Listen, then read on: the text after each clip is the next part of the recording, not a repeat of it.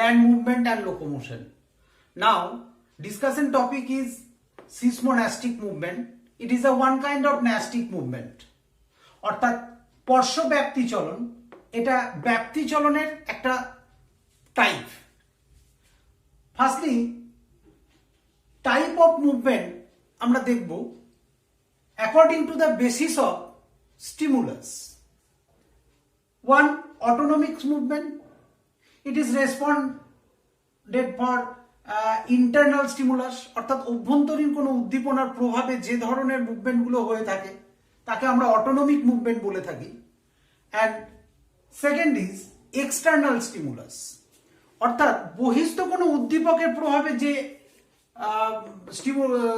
মুভমেন্টগুলো হয় তখন তাকে আমরা বলবো এক্সটার্নাল স্টিমুলাস, তখন তাকে আমরা বলবো paratonic movement. Paratonic movement divided into three category: tactic, tropic and nastic. Tactic movement and tropic movement both are directional movement, অর্থাৎ উদ্দীপনা বা উদ্দীপকের যে গতিপথ সেই গতিপথের দিককে উল্লেখ করে তার যখন মুভমেন্ট হবে সেই মুভমেন্টের একটা দিক থাকবে, সেই জন্য এটাকে বলা হয় directional movement. But difference between tactic and tropic is tactic, it is movement as well as locomotion. While tactic movement এর ক্ষেত্রে আমরা দেখব উদ্ভিদদের স্থানের পরিবর্তন, অর্থাৎ one place to another place say change করে দিচ্ছে, নিজের জায়গাটাকে চেঞ্জ করছে। কার প্রভাবে? এক্সটার্নাল উদ্দীপনার প্রভাবে। So that's tactic movement, it is a paratonic movement, and এই ধরনের মুভমেন্ট কিন্তু রিভার্সেবল মুভমেন্ট হয়, অর্থাৎ একটা জায়গা থেকে উদ্দীপনার প্রভাবে যখন প্ল্যান অন্য একটা জায়গায় গেল সে আবার কিন্তু পুনরায় সেই জায়গায় ফিরে আসতে পারে, ওখানে যদি আবার ফার্দার উদ্দীপনা ক্রিয়েট হয় বা অ্যাপ্লাই করা যায়। Next, tropic movement, it is a directional movement and external stimulus এখানে রেগুলেট করছে ব্যাপারটা, সেই জন্য এটাও প্যারাটনিক মুভমেন্ট, বাট এটি ইরিভার্সেবল মুভমেন্ট। তো so it is a movement of locomotion, এ কথাটা আমরা বলতে পারি, অ্যান্ড এটা reversible. Whereas topic movement, it is a directional movement, but it is only movement, not locomotion. So that's why এটাকে আমরা গ্রোথ মুভমেন্ট বলি। গ্রোথ মুভমেন্ট অর্থাৎ বৃদ্ধি হয়, এক্ষেত্রে যেহেতু বৃদ্ধি হয়ে যায় সেই বৃদ্ধিটা তো আর কখনো হ্রাস হতে পারে না, সেই জন্য এটা হচ্ছে ইরিভার্সেবল মুভমেন্ট, এটা irreversible movement. Next main topic, nastic movement. Nastic movement, it is a non-directional movement, অর্থাৎ এখানে উদ্দীপনা প্রয়োগ হওয়ার পর তার কোনো ডিরেকশন বা গতিপথ এখানে নির্ধারিত হয় না, এটা যে যার দ্বারা রেগুলেট হয় সেটাও এক্সটার্নাল স্টিমুলাস, বাট এই স্টিমুলাসটা কেমন, তার ইন্টেন্সিটির উপর অর্থাৎ তীব্রতার উপরে ডিপেন্ডেন্ট, ইন্টেন্সিটি অফ স্টিমুলাস। এটাকে আমরা টার্গার মুভমেন্ট বলি, যেমন এটাকে মুভমেন্ট অফ লোকোমোশন বলতে পারি, এটাকে বলি মুভমেন্ট অফ গ্রোথ বা গ্রোথ মুভমেন্ট, এটাকে টার্গার মুভমেন্ট বলা হয়। কারণ রসস্ফীতি, টার্গার কথার অর্থ হচ্ছে রসস্ফীতি, টার্গার প্রেশার চেঞ্জ হওয়ার দরুন, পরিবর্তন হওয়ার দরুন এই মুভমেন্টটা ঘটে থাকে, তাই এটাকে টার্গার মুভমেন্ট বলা হয়। এই মুভমেন্টটা কেন হয়? কারণ due to exo and endo osmosis, exo এবং এন্ডো অসমোসিসের কারণে টার্গার প্রেশারের তারতম্য বা টার্গার প্রেশার চেঞ্জ হওয়ার কারণের জন্য এই ন্যাস্টিক মুভমেন্টটা হয়ে থাকে। অসমোসিস কি একটু যদি বলে নেওয়া যায় তাহলে ক্লিয়ার হবে ব্যাপারটা। অসমোসিস হচ্ছে একটা সেমি পারমিয়েবল মেমব্রেন, যে মেমব্রেনের দুটো সাইডে দুটো আলাদা কনসেন্ট্রেশন গ্রেডিয়েন্টের সলিউশন থাকে, বাট সলিউশনের নেচারটা সেম, ওয়াটার সুগার, অপরদিকে ওয়াটার অ্যান্ড সুগার, অর্থাৎ দুটোর নেচার এক হতে হবে। তাহলে এখানে ওয়াটার দিলাম আর এগুলোকে ধরে নিলাম সুগার। এটা সেমি পারমেবল মেমব্রেন রয়েছে, এদিকেও আমি ওয়াটার দিয়েছি এবং এখানেও আমি সুগার দিয়েছি।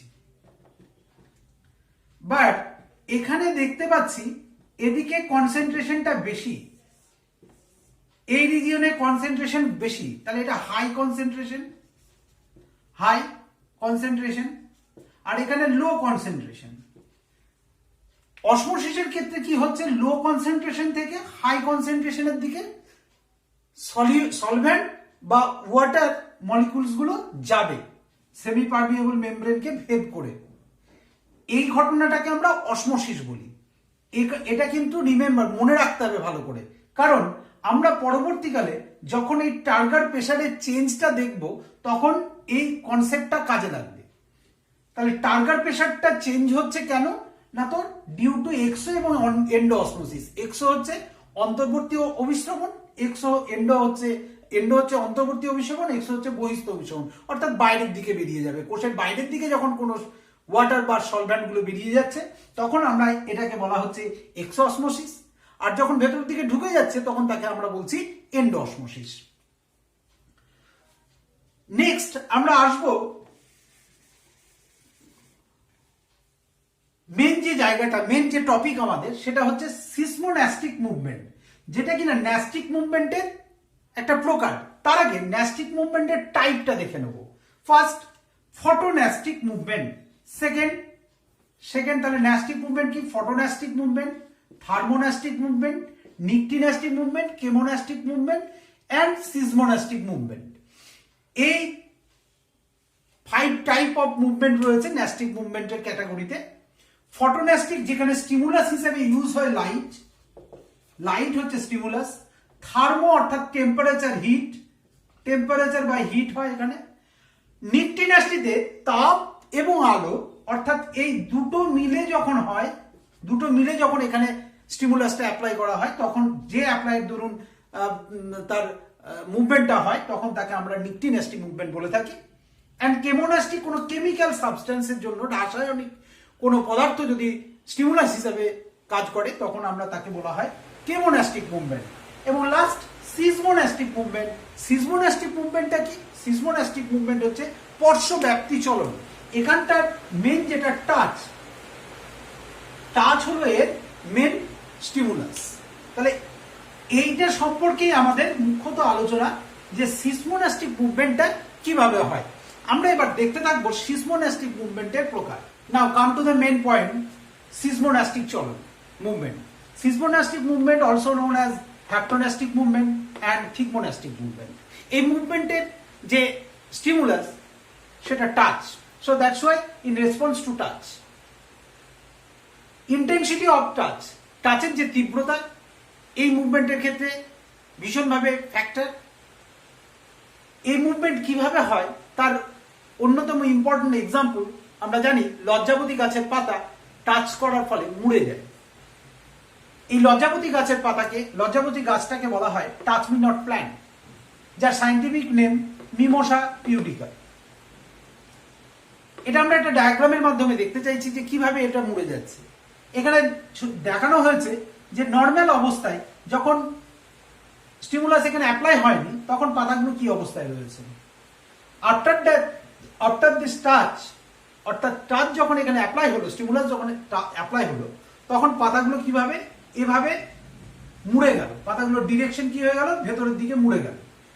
মনে রাখতে হবে পাতার এই দিকটাকে ইনার সাইড বলা হয় আর এই দিকটাকে আউটার সাইড বলা হয়। তাহলে এটা ইনার সাইডে মুড়ে গেল টাচ অ্যাপ্লাই হওয়ার পরে। তাই বিফোর অ্যান্ড আফটার টাচটা যখন অ্যাপ্লাই হলো তখন দেখা গেল যে পাতাটা মুড়ে গেল। এটা কেন হলো এর ব্যাপারে সায়েন্টিস্ট বোস অ্যান্ড স্নো প্রথম ব্যাখ্যা দিয়েছিলেন। আমরা সেটাই ছবির আকারে দেখব। এখানে দেখানো হয়েছে যে একটা পিকচার, গুরুত্বপূর্ণভাবে লক্ষ্য করতে হবে একটা বিশেষ গঠন রয়েছে এই লজ্জাবতী গাছের পাতার, একটা বিশেষ গঠন রয়েছে।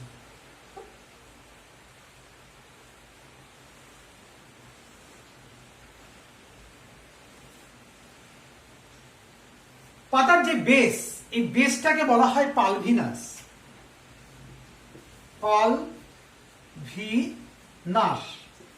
পালভিনাস বলা হয়। এই পালভিনাসের মধ্যেই মেন মেকানিজমটা ঘটে পাতাটা মুড়ে যাওয়ার জন্য। পালভিনাসের মধ্যে কিছু সেল থাকে, এগুলোকে বলা হয় ইনার সাইডের সেল।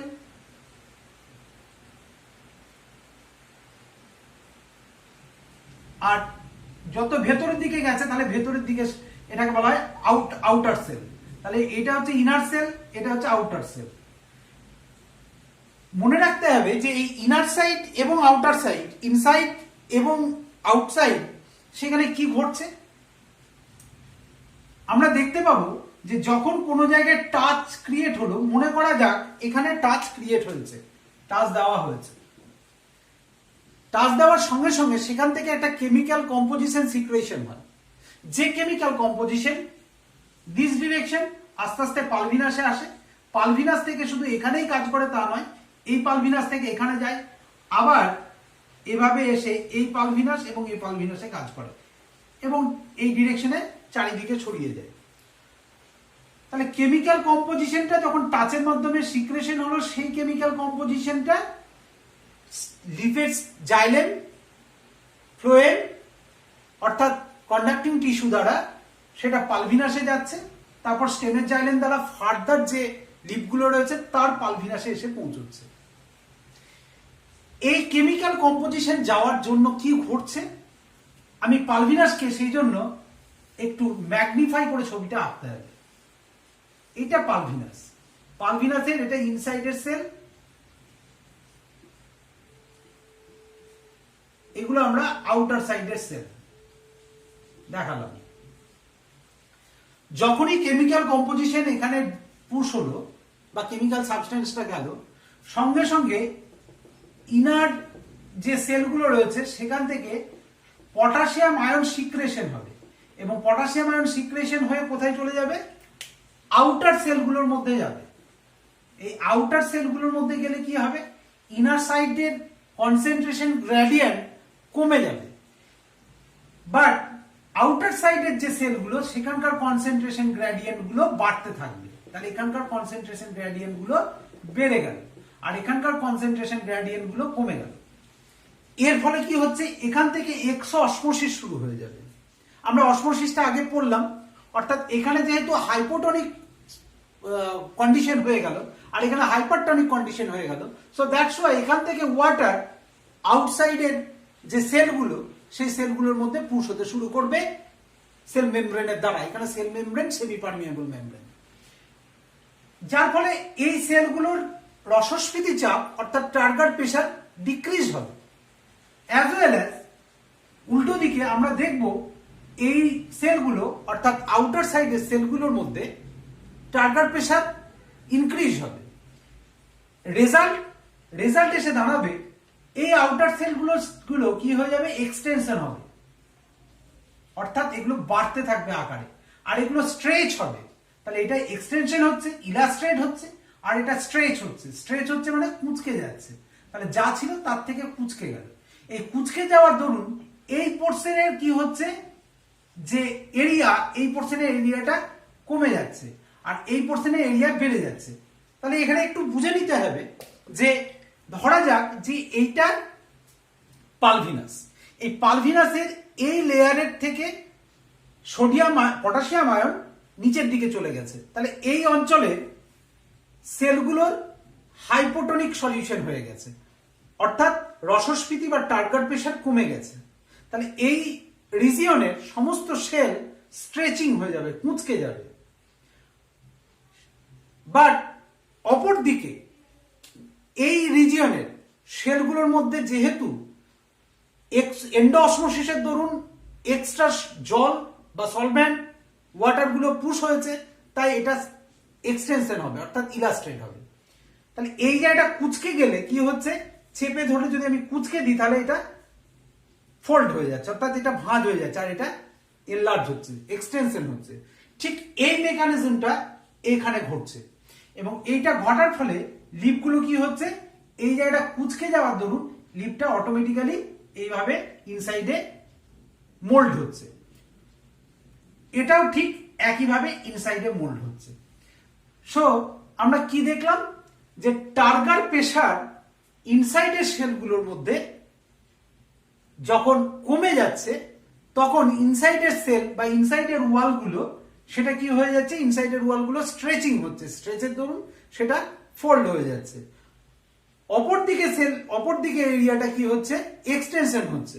তাহলে এই ফলে কি হচ্ছে, স্ট্রেচ হচ্ছে। তাহলে ভেবে নিতে হবে এই রিজিয়নটা কি হয়ে গেল, ছোট হয়ে গেল, যা ছিল তার থেকে ছোট হয়ে গেল। আর এই রিজিয়নটা কি হলো, যা ছিল তার থেকে বড় হয়ে গেল। তাহলে এইখানে যেটা অ্যাটাচমেন্ট থাকলো সে অটোমেটিক্যালি স্ট্রেচ হয়ে বেঁকে যাচ্ছে, মোল্ড হয়ে যাচ্ছে। এটাই হচ্ছে মিমোসা পুডিকার মুড়ে যাওয়া পাতা লিফগুলো কেন ফোল্ড হয়ে যাওয়া, ভাঁজ হয়ে যাওয়া, মোল্ড হয়ে যাওয়া তার রিজন, যার ব্যাখ্যা বোস অ্যান্ড স্নো করেছিলেন।